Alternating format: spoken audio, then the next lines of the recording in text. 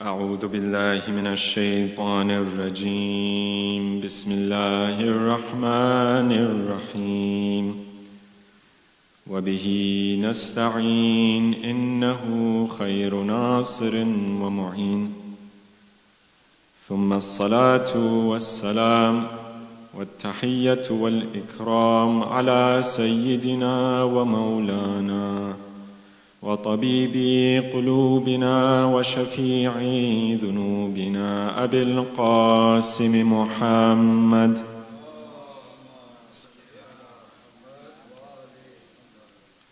وعلى أهل بيته الطيبين الطاهرين المعصومين.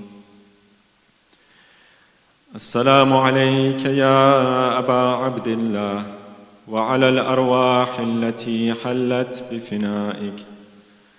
عليك مني سلام الله أبدا ما بقيت وبقي الليل والنهار، ولا جعله الله آخر العهد مني لزيارتكم. السلام على الحسين وعلى علي بن الحسين وعلى أولاد الحسين وعلى أصحاب الحسين وعلى 9 المعصومين من ذرية الحسين، واللعنة الدائمة على أعدائهم أجمعين.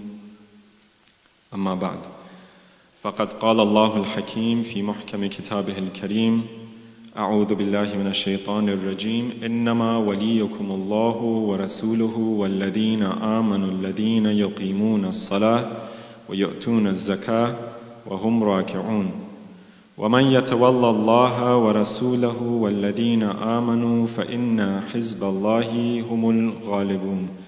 صدق الله العلي العظيم. صلوا على محمد وآله الطاهرين.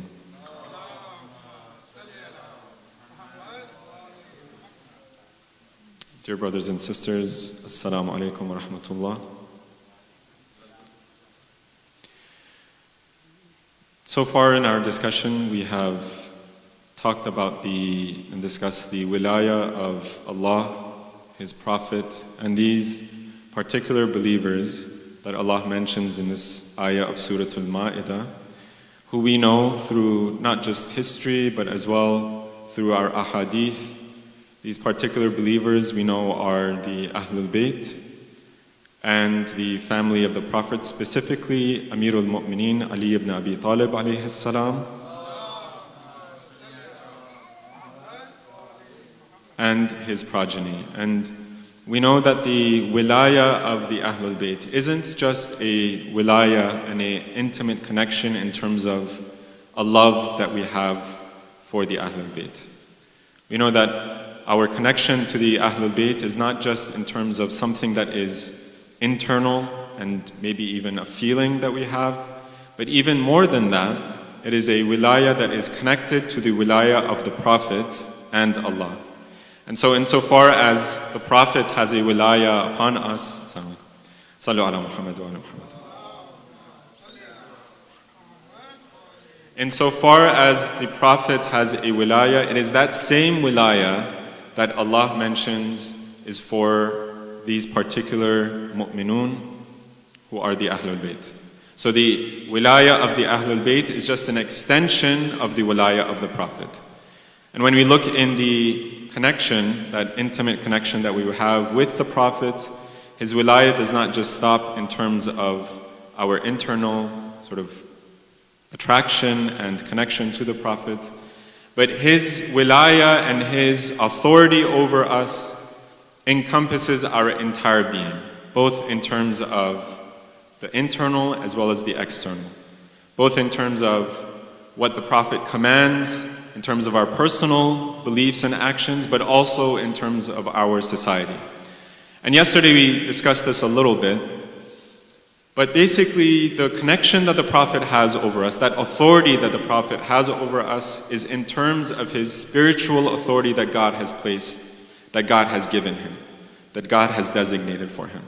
And we know that the spiritual authority of the Prophet isn't just something that is, say for example, very distant for us. It's not something that's sort of unclear for us. It's a spiritual authority that encompasses our entire life. Insofar as our spirit controls our body, the wilaya of the Prophet, because it is a spiritual reality, it also controls our body. And so if the Prophet were to tell us something about our society, or how we should order our society and govern our society, that authority that the Prophet has is something that we must look to. The Prophet can tell us how we should order our society, how we should order, for example, our government, our relations between each other, and so on and so forth. Because Allah has set up a priority in His creation. And the spiritual authority, the spiritual power that Allah has given to His Prophet is on a higher level than just this physical world. A lot of times in our society, we might think about our interaction with Allah just in terms of our actions. But when we look in the Quran, we see that Allah gives a more importance to the spiritual level than to the worldly. And insofar as Allah has that authority over us in the spiritual world, that authority in the spiritual world also is relevant to our world in terms of the material. And just to kind of explain this a little bit, if we say, for example, we see that Allah brings rain from the heavens. That rain, when it pours down onto our house, it first, for example, pours onto the ceiling or to the roof, and then through the gutter, it falls down to the rest of our house, and it envelops our house. Yesterday, alhamdulillah, the past few days, we were able to dodge this thunderstorm and the hurricane. But when a hurricane comes, we see that it's not just the roof of our house or the top of our house that is enveloped in water. It's every single part. But before the bottom of our house, before the ground can be filled with water, the things that stand higher have to be drenched in rain. Right? So you start from something higher and then you go lower. The higher things generally don't prevent the things that are lower from being drenched. And so when we look in the way God has created His creation, we see that if God has given an authority at a higher level, that level of authority that God gives to His Prophet or to the Ahlul Bayt, that also envelops and comes down to all other aspects of our life. Right? So if the Prophet has authority in terms of what we can do in our own lives and what we can't do, he can determine our relationship with Allah, then our relationship with our fellow human beings can also be determined by the Prophet, because he has a higher level of authority. And so we see that when the Prophet passes his own authority, his own wilaya, over to the Ahlul Bayt, that same level of authority is given to the Ahlul Bayt. We can't divorce one from the other. And we see that the Ahlul Bayt as well claim this authority for themselves. So time and time again, we see that the Ahlul Bayt, starting from Amirul Mu'mineen Ali ibn Abi Talib, Sallu ala Muhammad wa ala Muhammad, they claim this authority for themselves. This authority not in terms of just our connection, our spiritual connection to the Prophet, but as well in terms of how the Prophet organized his society. And we see a perfect example of this in the Quran as well. When Allah establishes the authority of Nabi Adam, when He first creates Nabi Adam, He says to the creatures, the angels specifically, that إِنِّي جَاعِلٌ فِي الْأَرْضِ خَلِيفَةً. إِنِّي جَاعِلٌ فِي الْأَرْضِ خَلِيفَةً. What this means is, what Allah says is, I am creating in the earth a Khalifa. I'm creating a representative of myself on the earth. What Allah is saying is that Nabi Adam has full authority over creation. He is almost like we say in our society, we say that he's a steward of creation, of the creation of Allah. He takes care of his creation. And this taking care of creation isn't just in terms of my own personal practice, but it's in all levels of creation.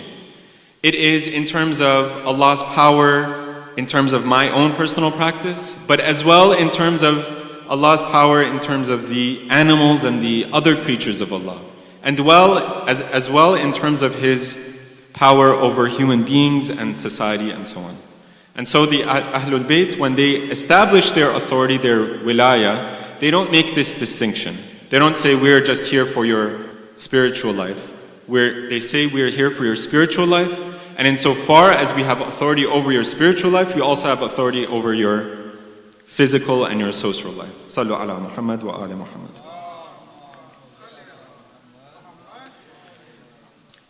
Today, we want to move the discussion along and talk about a different wilaya that we have that is present in our lives, but because sometimes we really have this intimate connection with the Ahlul Bayt, with the Prophet, and with Allah, sometimes we are a little bit negligent of this form of wilaya that we have. It's a wilaya that is present in our lives today, even if we don't recognize it, and that is our wilaya to other believers, our wilaya to the mu'mineen. And this again derives from the wilaya of the Prophet over the believers themselves. And we get this wilaya from Allah. Allah is the one who establishes our connection, our intimate connection with the other believers. And He tells us time and time again that this is one of the most important forms of connection that you have to the creation. So Allah in His Quran tells us, Al-mu'minuna wal-mu'minat ba'dhuhum awliya'u ba'd. The mu'mineen, the believers, both male and female. Allah is trying to give us a message. Both male and female believers, some of them are awliya of others, meaning they are awliya of each other. They are intimately connected. We all are intimately connected to each other. And as with any intimate connection, as with any relationship, there are certain responsibilities. From this particular ayah, we get that Allah has made the connection that we have to other believers. He finds this relationship to be a sacred relationship. And time again, we see that it's this relationship that we have to other believers that defines our religion as well. It's not something that's separate from our religion. Our relationship to our fellow believers, our community, our society is not something separate from our religion. In fact, Allah time and time again says that this is an important part of your relationship to me as your Lord. Allah says, for example, in Surah Al-Ma'un, when Allah is describing for us those people who turn away from His religion, from those who actually deny His religion.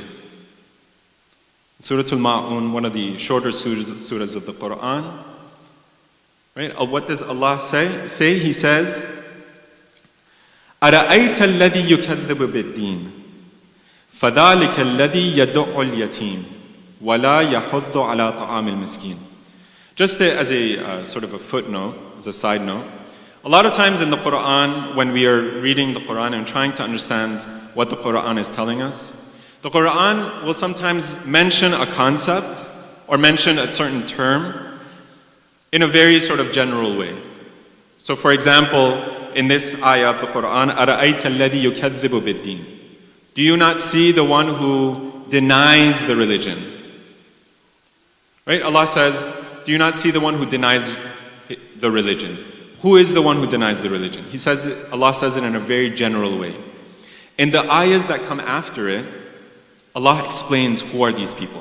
He says it in a general way, and then He starts explaining to us in a very specific way.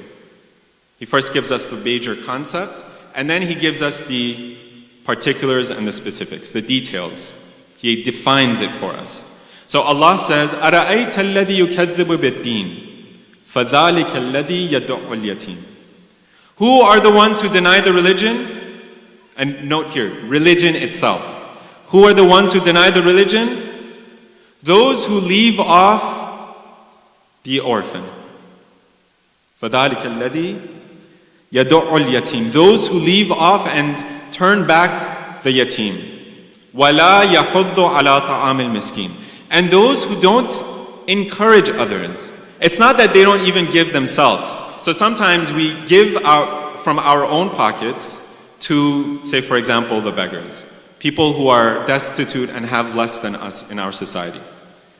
Right? Sometimes we give ourselves and maybe we will, say, do it in a very secret way so that nobody else finds out. Allah is saying that's not enough. You have to not only give from your pocket to the beggar, but you have to actually encourage others to give to the beggars as well. To give to those who have who have needs and who are needier than you. Right? So, who are the ones? How does Allah define His religion? He defines it in terms of our connection to other creatures and other people around us. How do we relate to other people around us? How do we interact with them? Do we care about them? Do we encourage others to care about them as well? And Allah actually here, in this particular surah, does not specify. He doesn't say, for example, they're yatim who are, say for example, mu'min, who are, say for example, followers of the Ahlul Bayt. It doesn't specify here. Other parts of the Quran maybe He does. But here He says, فَذَلِكَ الَّذِي يَدُعُّ الْيَتِيمِ. Who are the ones who care about the other creatures of Allah? If you don't care about the creatures of Allah, the other human beings that surround you, then you are not a person who follows His religion. Sallu ala Muhammad wa ala Muhammad. In a hadith from our sixth Imam, Imam Ja'far ibn Muhammad al-Sadiq, alayhi salam,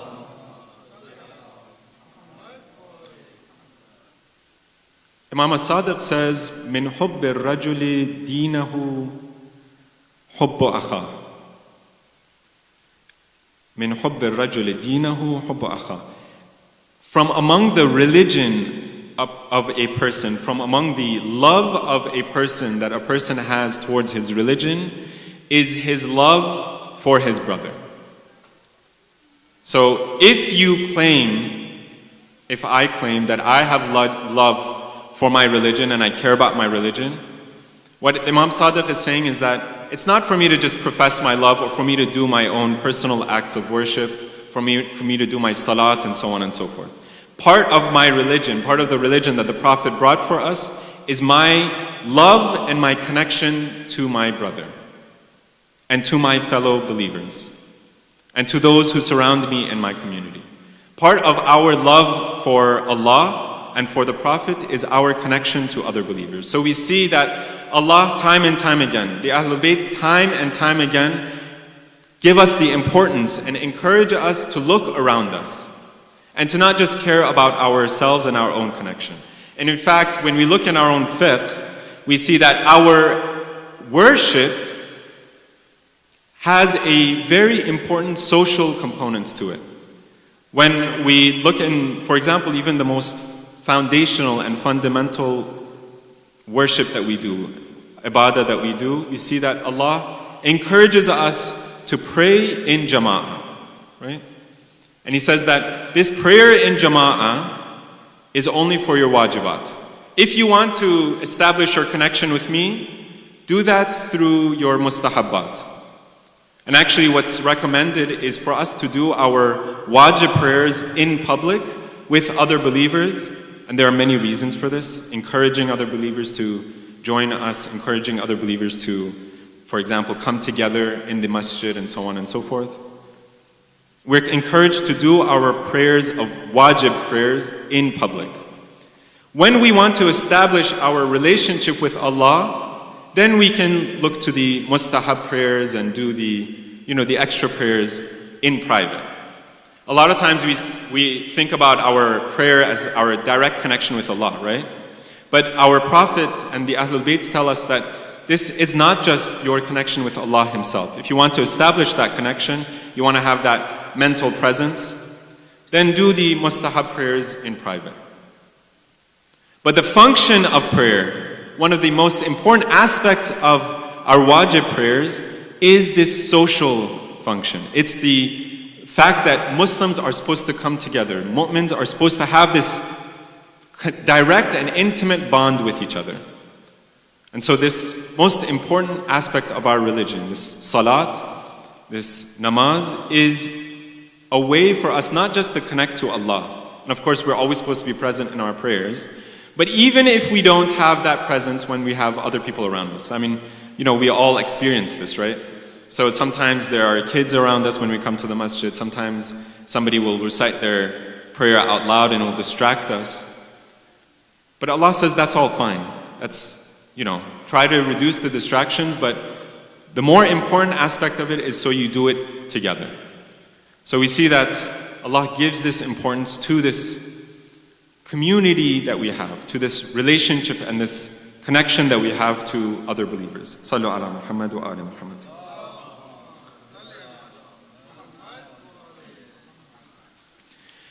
And in fact, in the Quran, we have a very beautiful story, which I think takes this to a completely different level.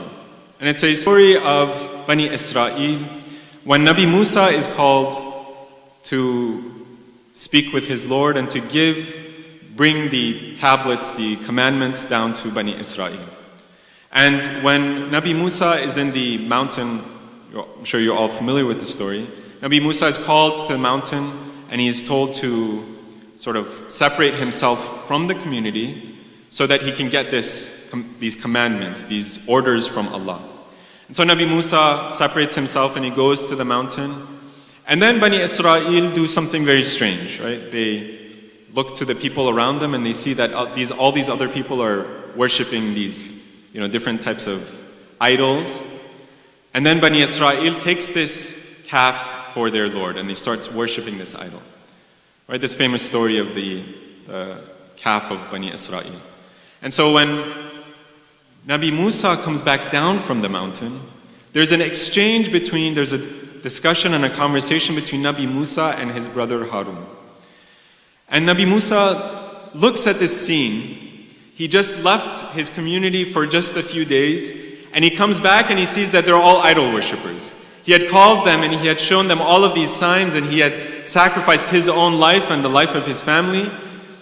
And then all of a sudden he sees that they're all, instead of worshipping Allah, they've become idol worshippers and they're worshipping this calf that they created with their own hands. And so Nabi Musa looks to Harun, his brother, and he says, and the way that the Surah Taha explains it to us is that Nabi Musa is actually very angry. And he takes as it's described for us in the surah, he takes the beard and the hair of Nabi Harun, and he's very angry with Nabi Harun. He says, did I not leave you as my representative for these people? How come they have strayed so far from the religion? What's interesting is the response that Nabi Harun gives to Nabi Musa. He says, it is quoted in the Quran, Nabi Harun says, "O my brother, the son of my mother, I was afraid that I would constantly tell these people to not divert from their religion, from the religion that you gave to them. And I would do it so often that I was afraid that if I were to push it anymore, that your community would fall apart.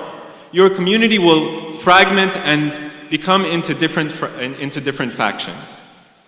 And so what Nabi Harun says, according to the way the Quran describes it, أعوذ بالله من الشيطان الرجيم قال يا ابن أمي لا تأخذ بلحيتي ولا برأسي إني خشيت أن تقول فرقت بيني وبني إسرائيل ولم ترقب قولي. I was afraid that you would come back and you would see that Bani Israel was divided up into multiple different segments and factions. And that's why I, after time and time again of telling them to come back, that's why I had to let them go, because I was afraid that they were going to split up. What this story is telling us is that the connection of the community, the connectedness of the different believers is so important that even shirk, because Worshipping an idol is shirk, after all, right? Even shirk is not a good enough reason for Nabi Harun to split up the community. Even the worst possible haram act is not sufficient reason for Nabi Harun to split up the community. Now, that's not telling us that, for example, if somebody becomes a mushrik from one of our community members, that we shouldn't go and tell him to, come to the right path, or to tell him what the Prophet's message is. That's not the message that we have to take away here.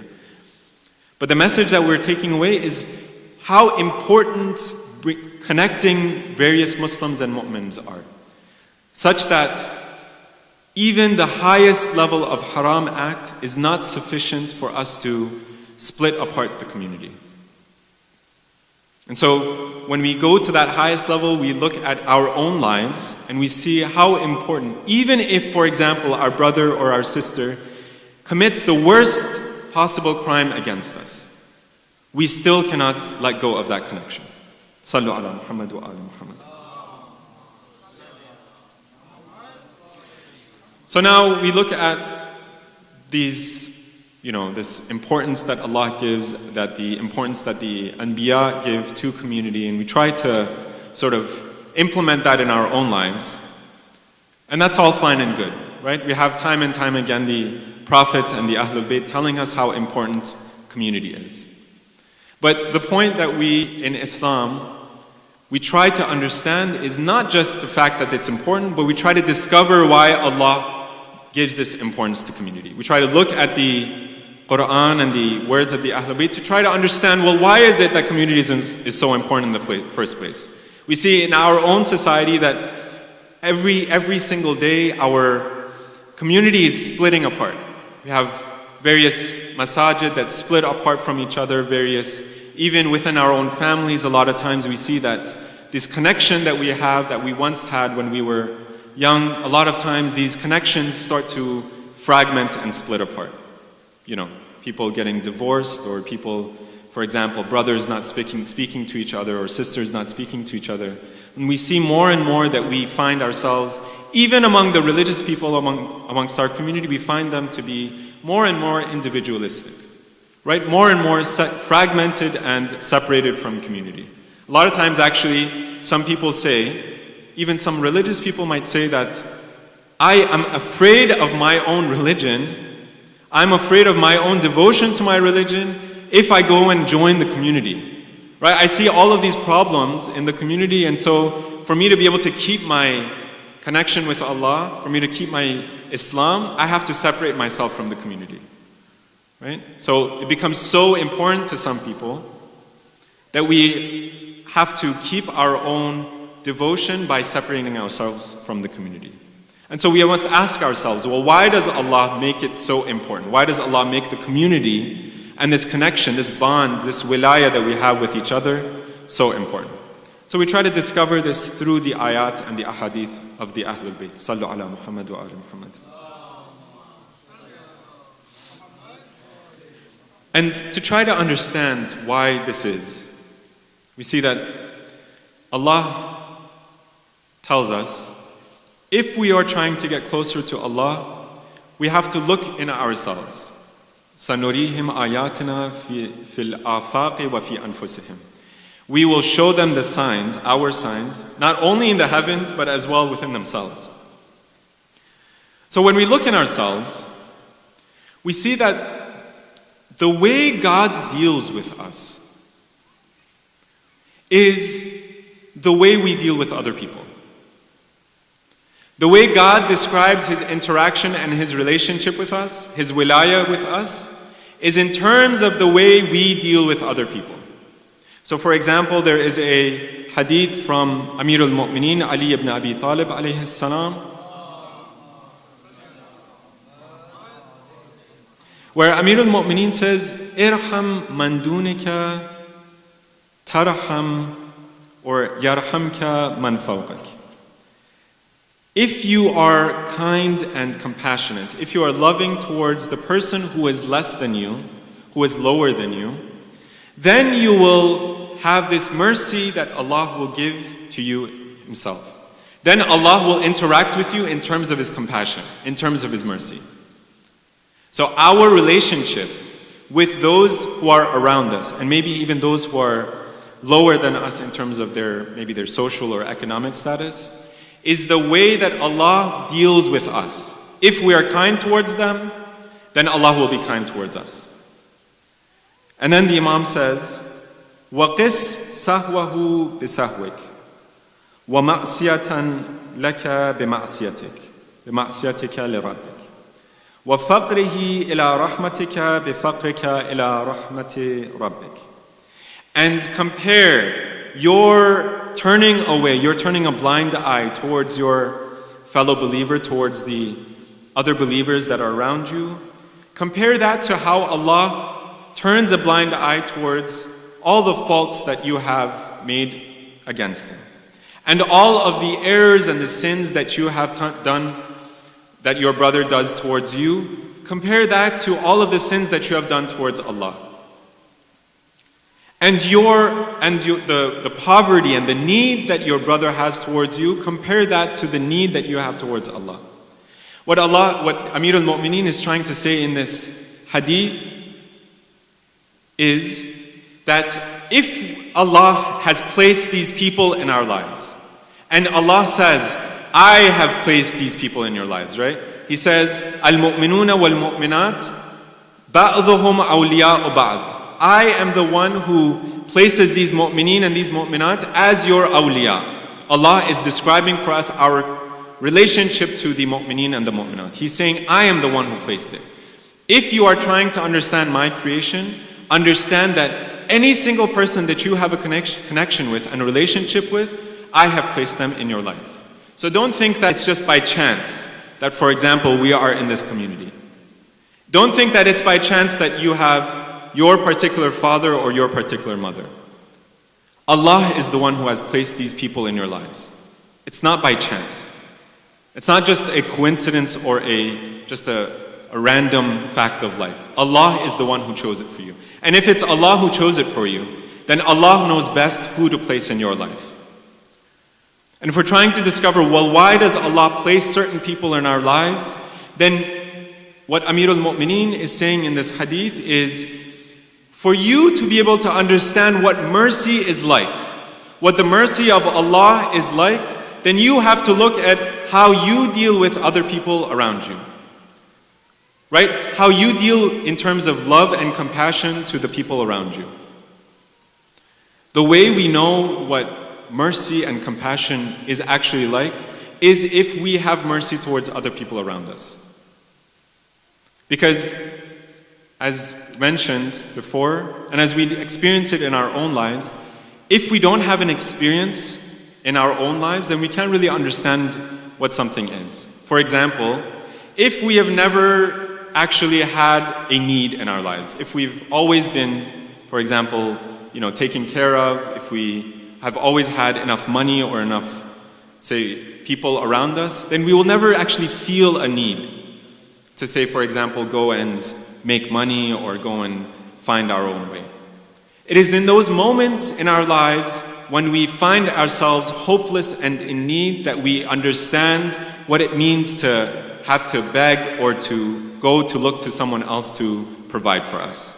It's when we have a particular experience in our own lives that we can have the compassion and the mercy towards another person. Right?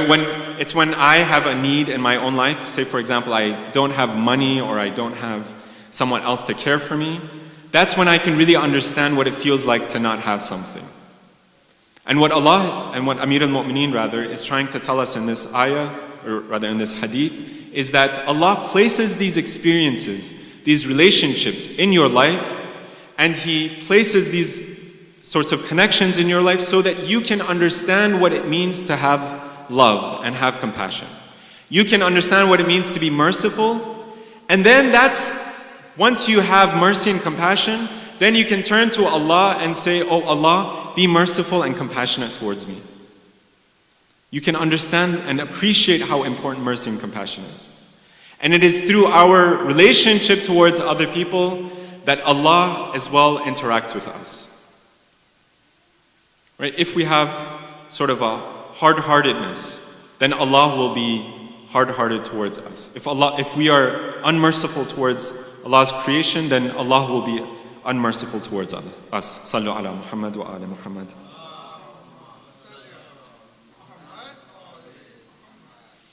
And we see that in the Quran as well.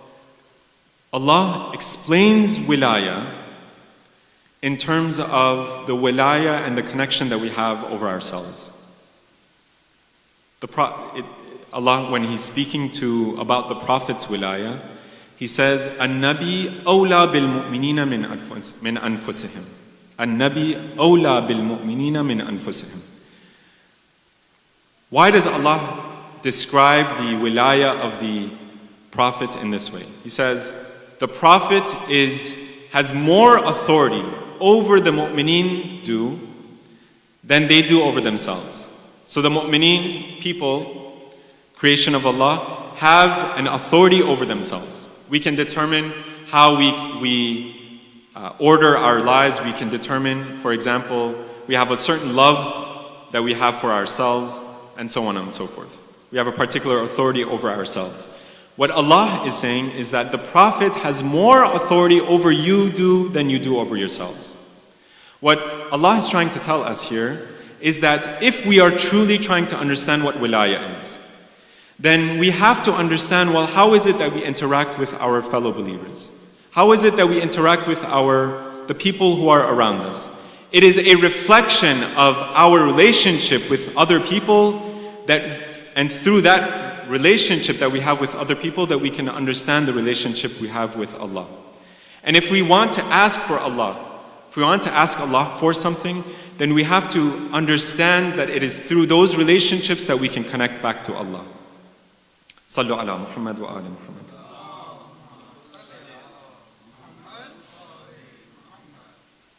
And if we look at, well, why is it that this is consequential? We see that it's not only important that we have this wilaya towards other people just for the very fact that Allah has placed them in our lives, but as well, Allah says that it is through this relationship, through this brotherhood that you have with Allah, that you can truly make your love for Allah sincere. And so, if we find this relationship, if we understand this connection that we have through our brothers, to our brothers and sisters, and to our community, not only as a sort of a lateral or horizontal connection, but we understand this connection in terms of something that Allah has placed in our lives, then it makes it a lot easier for us to deal with other people, right? We said that a lot of times in our lives, and our relationships with other people, a lot of times we might say have a difficulty. Right? The person that we're dealing with might not be the best person. Say, for example, our family members might be difficult people. We don't really have good relationships with them.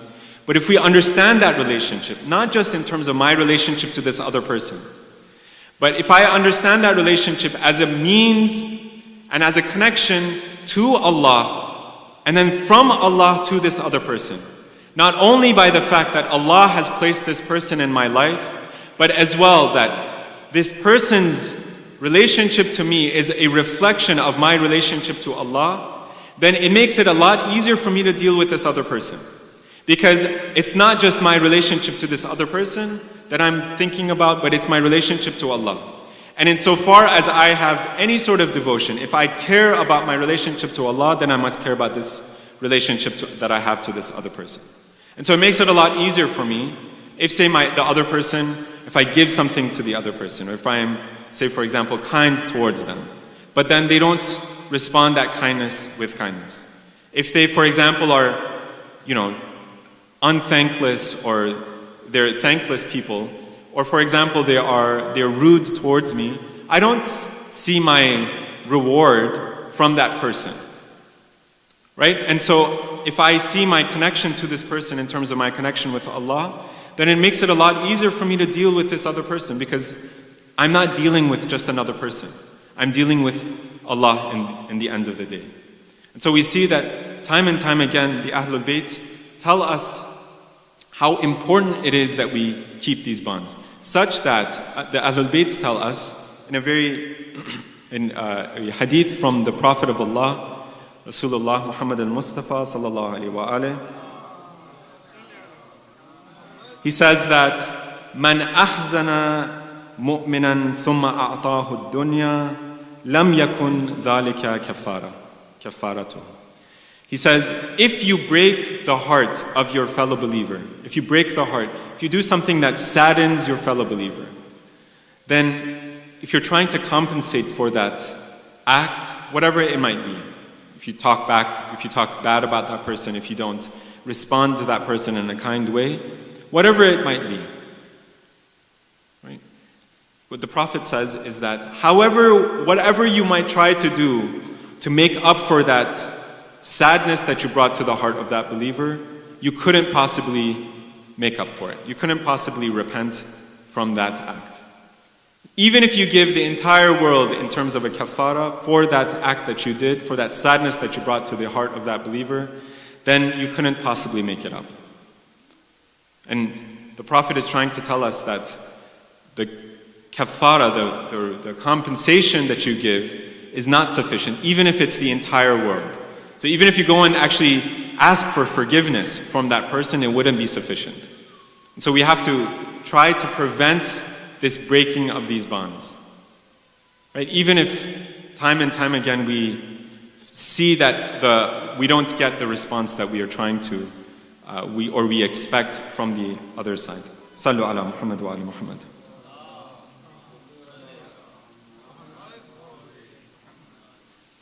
And we see that it is the love and the compassion that the Ahlul Bayt had towards not only their family members, but as well to their companions, that defined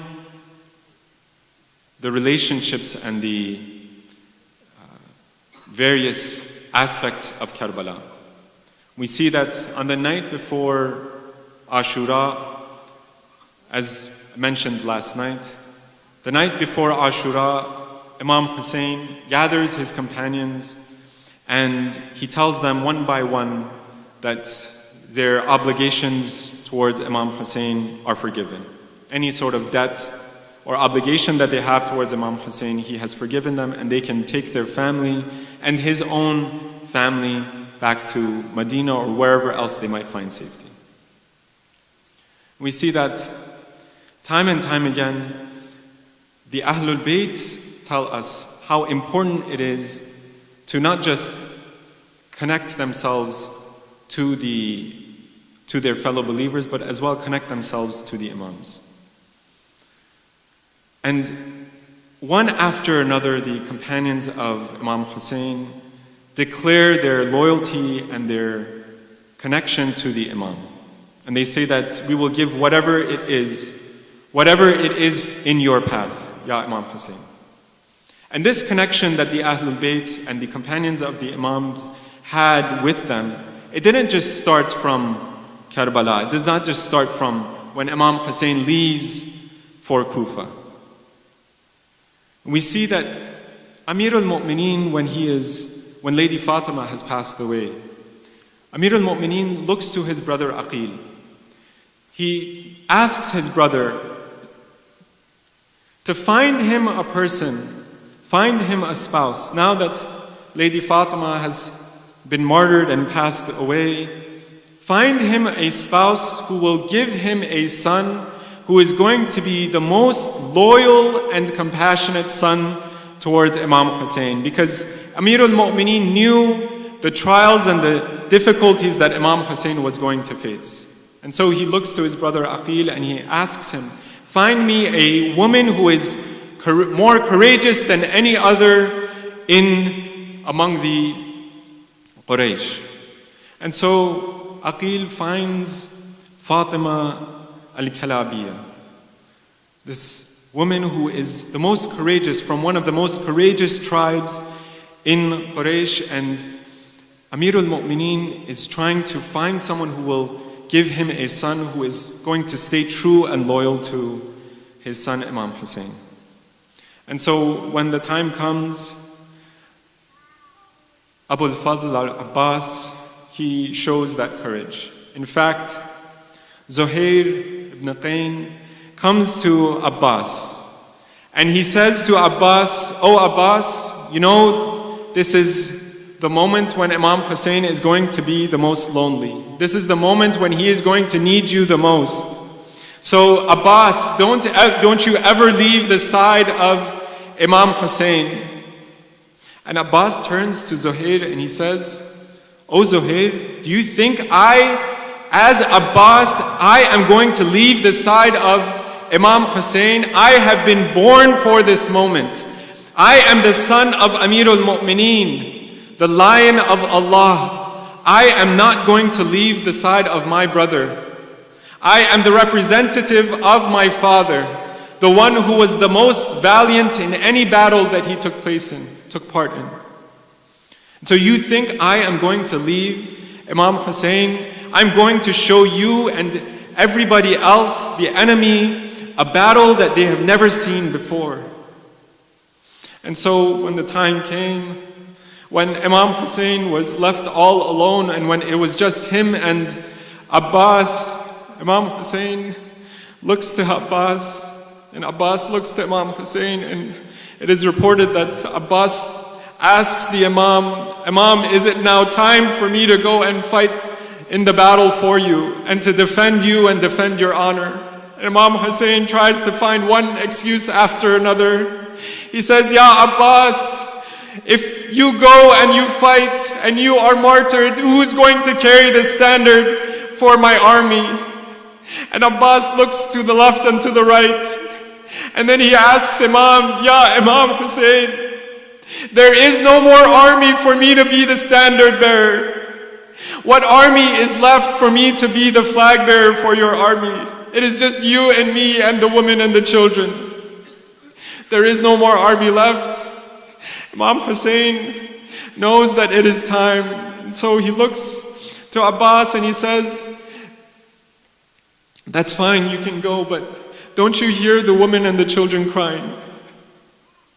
They want just a little bit of water. Ya Abbas, take this flag and go. That's fine, but go and just get a little bit of water for the women and the children." And so Imam Hussein sees Abbas off to the river. And so he sees this flag being carried over to the river, and he sees that the army is coming after Abbas and they surround him. And through one way or another, Abbas finally gets to the river. And he bends down and tries to get some water, and he sees the water and he looks at the water, and we can imagine what must be going through the mind of Abbas. Maybe he's thinking, if only I get a little bit of water, maybe I will have enough courage and strength, maybe I will just get a little bit more energy so that I can fight for Imam Hussein. And then maybe he thinks about and he remembers the words of his father, where he says, "Oh Abbas, if you see that water, remember the thirsty lips of Imam Hussein. Don't you dare drink that water before the Imam has some water. Don't you dare drink that water before the children get it." And so Abbas throws the water back down and he picks up the water bag and he fills it, and he knows that it's his mission to get back to the camp. And so Imam Hussein is seeing from a distance. He sees that the flag is being held up high, and he sees that all of a sudden the flag wavers, and then it is upright again, and then it wavers for a second time, and then it is upright again, and he sees it getting closer and closer and closer. And one last time he sees that the flag wavers one more time, and then it falls to the ground. And it is said that Imam Hussein rushes to the body of Abbas, and he sees that one arm has been cut off. It is at that moment when his arm gets cut off that Abbas screams out,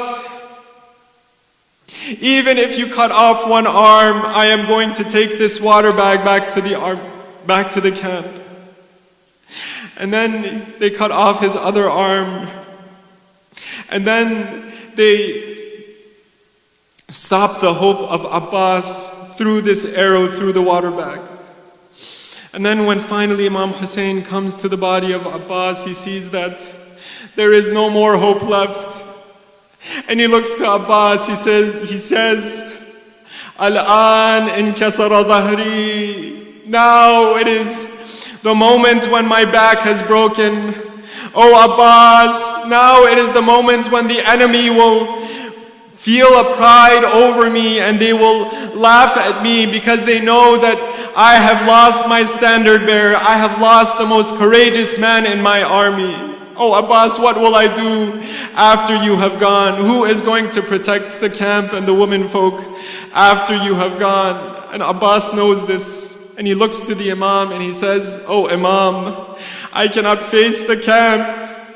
Don't take my body back to the camp. Bury me as you see me. Bury me right here. And that's why we see that Abbas is the only one who has his body separated from the camp. Abbas is the only one whose burial ground is separated from the rest of the companions of Imam Hussein. Inna lillahi wa inna ilayhi raji'un. Wa saya'lamu alladhina zalamu ayya munqalabin yanqalibun. Sallu ala Muhammad wa ali Muhammad.